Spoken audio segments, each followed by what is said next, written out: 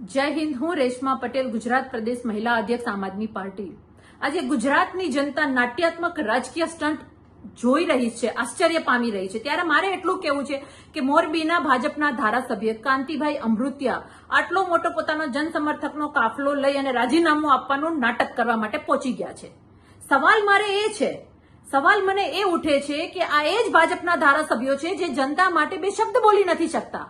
આ એ જ ધારાસભ્યો છે જે પોતાના પક્ષને પૂછ્યા વગર પાણી પણ નથી પીતા, પોતાના પક્ષને પૂછ્યા વગર શ્વાસ પણ નથી લેતા।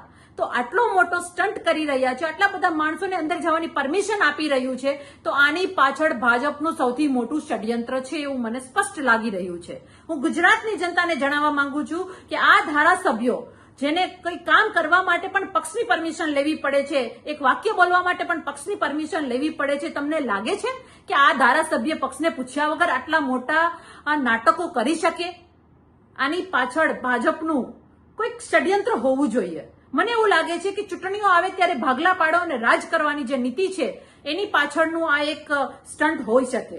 એટલે કાંતિભાઈ અમૃતિયાના માધ્યમથી આપણે સમજવાની જરૂર છે કે ભાજપ પોતાના હથગંડાઓ ચાલુ કરી દીધા છે, પોતાના ધારાસભ્યોના સહારે નાટકો ઉભા કરી અને પ્રજામાં દ્વેષ ફેલાવવાનું કાર્ય, સમાજોમાં દ્વેષ ફેલાવવાનું કાર્ય શરૂ કરી દીધું છે એવું સ્પષ્ટ માનવું છે।